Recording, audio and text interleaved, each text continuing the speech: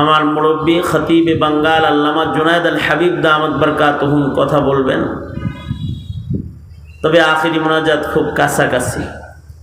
আমি আপনাদের এলাকার গর্ব, শুধু আপনাদের এলাকার গর্ব না, দেশের গর্ব, শেখুত তাফসীর আল্লামা খুরশিদ আলম কাসেমি দামাত বরকাতুহুম পিতৃতুল্য মুরব্বী, ওনার আদেশ বাস্তবায়নে ওনার ডাকে লাব্বাইক বলেছি, হাজিরা দিয়েছি এবং উনি নির্দেশ করেছেন দু চার কথা বলতে। খতিবে বাঙ্গাল দামাত বরকাতুহুম আসার পূর্ব পর্যন্ত কিছু সময় আপনাদের সাথে কিছু মুজাকারা করার ইরাদায় আয়াত হাদিস আপনাদের সামনে পেশ করেছি। এগুলোকে সামনে করে খুব সংক্ষেপে কিছু কথা। আমাদের সকলের মরণ হবে এবং আমাদের সকলকে কবরে যেতে হবে। কবরে যাওয়ার পরে আমাদেরকে যে সকল প্রশ্নগুলো করা হবে তার ভেতরে একটি প্রশ্ন হবে আমাদের নবী সম্পর্কে। নবী আলাইহিস সালাতু ওয়াস সালামকে দেখায়া বলা হবে, ওনার সাথে তোমার কি সম্পর্ক, তুমি কি তাকে চেনো? এটি কবরের প্রশ্ন। মৃত্যুর পরেই নবী সম্পর্কেও একটি জিজ্ঞাসাবাদ আছে। সুতরাং মুমিনের জীবনে নবী সম্পর্কে যথেষ্ট পরিমাণ জানার জরুরত আছে। নবীকে মানার জরুরত আছে। নবীকে চিনবার জন্য মুসলিম মিল্লাতের মাঝে নবীর আলোচনারও জরুরত আছে। নবী সম্পর্কে আলোচনা আগে অনেক বেশি ছিল। গদ্যে পদ্যে আলোচনায় আগে সিলেবাসভুক্ত মুসলমানরা তাদের নবীকে চিনত, নবী সম্পর্কীয় আলোচনা হতো। এখন নবী বিষয়ক আলোচনা এত কমছে যে এখন দেবদেবীর আলোচনা মুসলমানদের পাঠ্যসূচিতে বেড়ে গেছে, আর নবীর আলোচনা কমে গেছে।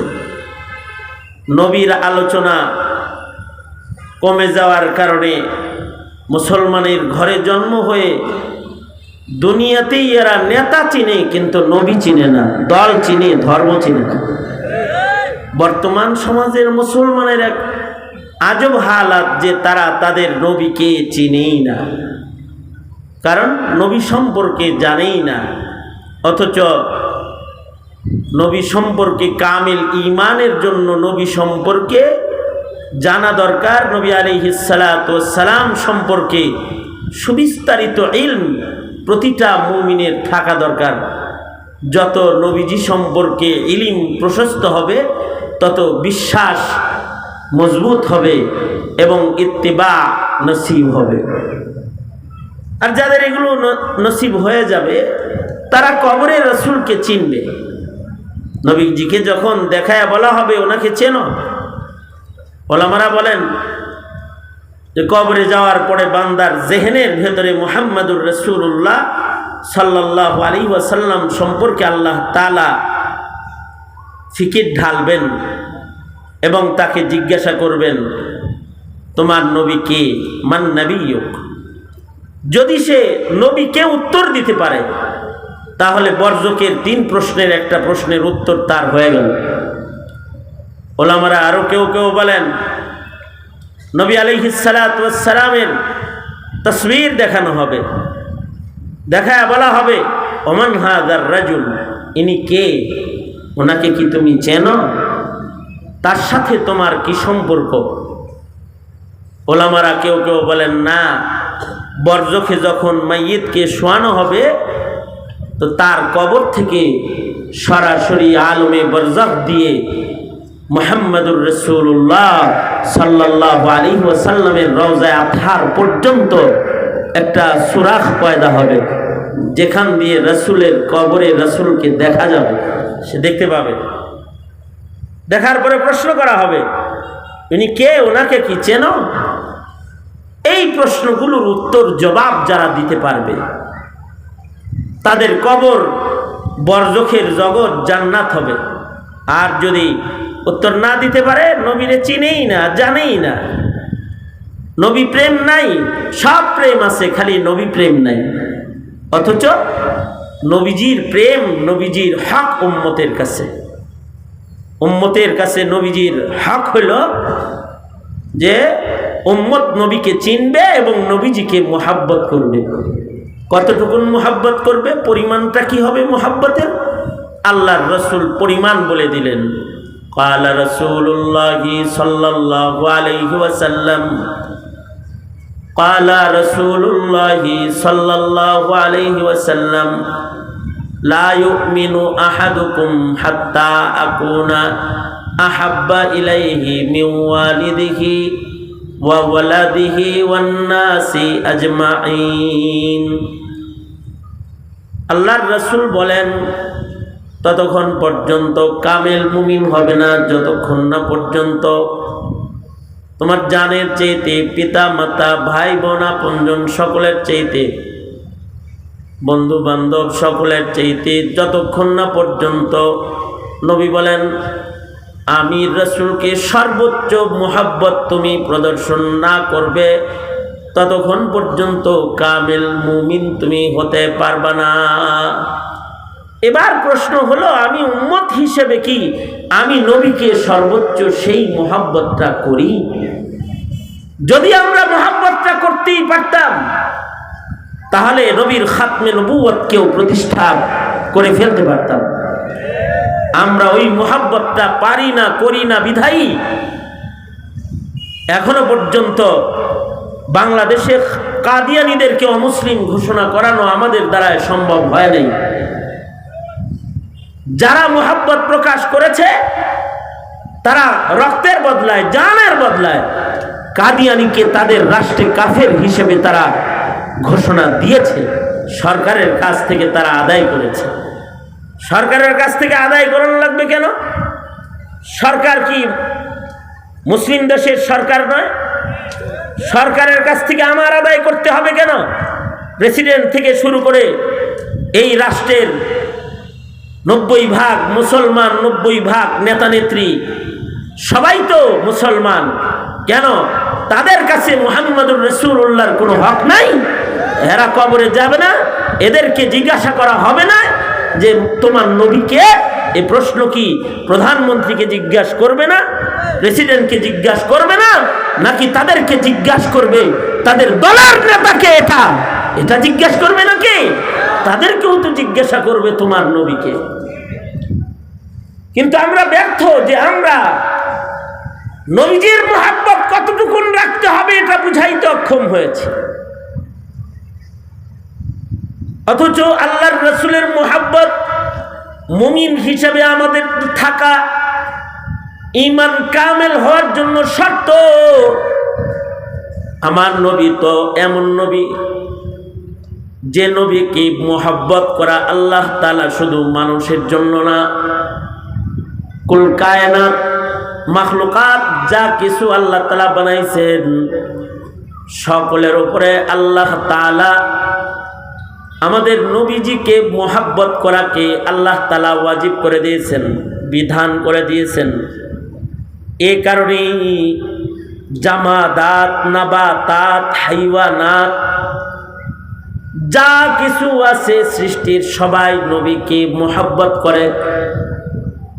পাথর, পাহাড়, গাছ, হাইওয়ানাত এরাও নবীজিকে মুহাব্বত করে। কিন্তু আমি এমন উম্মত যে উম্মত হয়ে নবীকে মুহাব্বত যে করি এটা বুঝাইতেই পারি না। এটা উম্মত এখন নবীকে ভালোবাসে এটা বুঝানো বাদ দিছে। নবীর ভালোবাসা শুধু দাবিতে রেখে দিয়েছে, ইজহারে হুব নাই। অথচ নবীর ভালোবাসা জামাদাত, নাবাতাতও প্রকাশ করেছে। আল্লাহর রাসূল সাল্লাল্লাহু আলাইহি ওয়াসাল্লাম আবু বকর, ওমর সহ সাহাবায়ে কেরাম সহ একবার উহুদ পাহাড়ের উপরে গিয়ে দাঁড়ালেন। নবীজি যখন উহুদ পাহাড়ের উপরে দাঁড়াইছে, আবু বকর ওমর সাথে আছে। রিওয়ায়াতে আছে উহুদ পাহাড় নাচা শুরু করছে খুশিতে। উহুদ পাহাড় নড়াচড়া শুরু করছে খুশিতে। পাহাড় যখন নড়াচড়া করতেছে, আল্লাহর রাসূল পাহাড়কে লক্ষ্য করে বললেন, এই পাহাড় নড়িস কেন? আমি মুহাম্মাদুর রাসূলুল্লাহ সাল্লাল্লাহু আলাইহি ওয়াসাল্লাম তোর পিঠে উঠছি, আমার সাথে আমার আবু বকর ওমর আছে, নড়বি না, নড়াচড়া বন্ধ করে দে।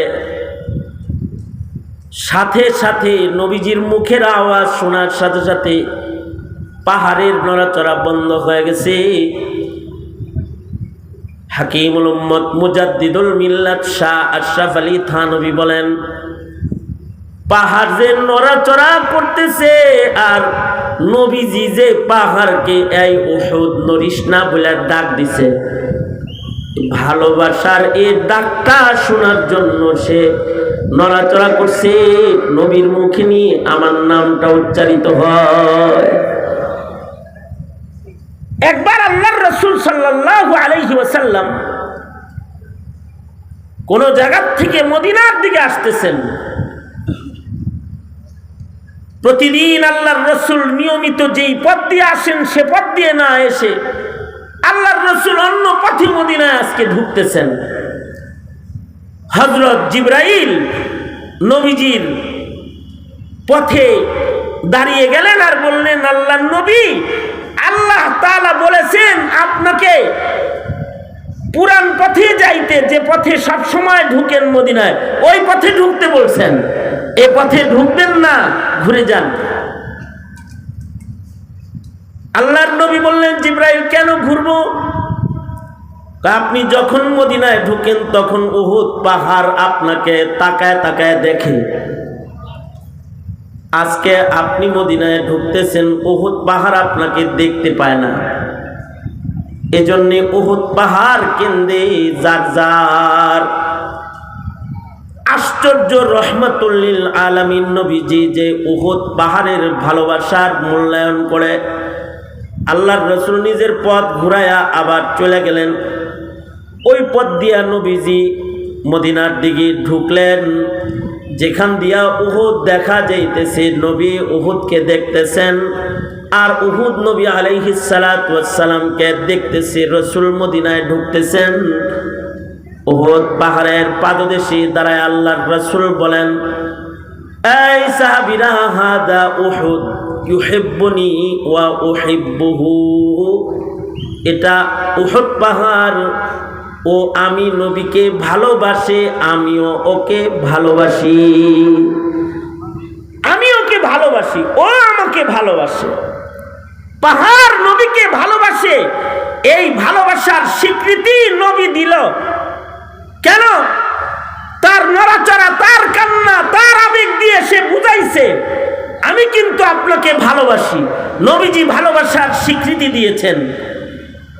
আমরা তো উম্মত নবীজির, আমাদের জীবনে কি নবীর নামে এতটুকু নড়াচড়া আছে? অথবা নবীর নামের এতটুকুন চোখের পানি, গায়ের ঘাম কি আছে যে আমাদের ভালোবাসার স্বীকৃতি নবী দিবে? যদি নবী স্বীকৃতি দেয় তো কাউসার পেয়ে যাব, হাউজে কাউসার পেয়ে যাব, শাফাত পেয়ে যাব। আর যদি স্বীকৃতি না পাই, স্বীকৃতি না পেলে তো ময়দানে মাহশারে বিচারের আদালতে আসামির কাঠগড়ায় দাঁড়াবো। কোনোদিন কি চিন্তা করেছি যে আমার মুসলমানিত্ব আর আমার নবী প্রেমের স্বীকৃতি আমার নবী দিবে? তো এটা তো কোনো সময় চিন্তাও করি নাই। অথচ নবীর ভালোবাসা জামাদাত, নাবাতাত, হাইওয়ানাতে আদায় করে ছাড়ছে, তারা আদায় করে ছেড়েছে। আল্লাহর রাসূলকে নাবাতাতও ভালোবাসে, গাছগাছালিও নবীকে ভালোবাসে। গাছগাছালি এটা প্রমাণ করেছে যে আমি ভালোবাসি আপনাকে। মিশকাত শরীফের রিওয়ায়াত আছে, আল্লাহর রাসূল একদিন এক জায়গায় ইস্তিনজা করতে বসলেন। জায়গাটা পর্দা নাই, খোলা জায়গা। নবী তো, নবীর ঈমান সবচেয়ে বড়, তাই নবীর শরমও সবচেয়ে বড়। এই যুগের মানুষের ঈমান দুর্বল, এ কারণে এই যুগের মানুষের লাজ শরমও দুর্বল, লজ্জা শরম নাই। নবীজির লজ্জা শরম বেশি, কারণ নবীজির ঈমান যে সবচেয়ে বেশি। জায়গায় নবী ইস্তেনজা করতে পারতেছেন না, কাজায়ে হাজাত ইস্তেনজা করবেন। মিশকাতের রিওয়ায়াত, আল্লাহর রাসূল সাল্লাল্লাহু আলাইহি ওয়াসাল্লাম দাঁড়িয়ে থাকা গাছদেরকে ডাক দিলেন, এই গাছ তাল কাছে আয়, কাছে আয়। গাছ যে রাসূলকে ভালোবাসে, ডাক দেওয়ার সাথে সাথে গাছ মাটি চিরে দৌড় দিল এবং নবীজির সামনে যায় দাঁড়ায় গেল। শুধু নবীজির সামনে দাঁড়াইছে তা না, জালালউদ্দিন সুয়ুতী রহমাতুল্লাহি আলাইহি লেখেন, গাছগুলো তার পাতা দিয়ে আল্লাহর রাসূলকে বাথরুম বানিয়ে দিছে, আড়াল করে দিছে ইস্তেনজা করার জন্য। আল্লাহর রাসূল এই আড়ালের ভেতরে ঢাকা জায়গায় ইস্তেনজা করে আল্লাহর রাসূল হাজত সেরে গাছকে আবার বললেন, এই গাছ যা ভালোবাসা প্রকাশ করেছ বুঝালাইছি, এবার যাও জায়গায় চলে যাও। ইশারা করলে আবার গাছটা যে জায়গায় ছিল পেছনে ওই জায়গায় আবার চলে যায়। নবী ডাক দিছে, আসছে, নবী যাইতে বলছে, চলে গেছে। আল্লাহর রাসূলের হুব মুহাব্বত প্রকাশ করেছে, গাছেও প্রকাশ করেছে। আল্লাহর রাসূলের মুহাব্বত শুধু জীবিত গাছে প্রকাশ করে নাই, মরা গাছেও মুহাব্বত প্রকাশ করেছে। বুখারী সহকারে সকল হাদিসের কিতাবেই প্রায় আল্লাহর রাসূল সাল্লাল্লাহু আলাইহি ওয়াসাল্লামের জন্য কাষ্ঠখণ্ড, মরা গাছ, মসজিদে নববীর খুঁটির কান্নার কথা আছে। খুঁটি নবীর প্রেমে, নবীর মুহাব্বতে কান্দে। শেষ পর্যন্ত আল্লাহর রাসূল বাচ্চাকে আদর করে যেমন কান্না থামায়, গাছকে আদর করে কান্না থামাইতে নবী বাধ্য হয়েছে।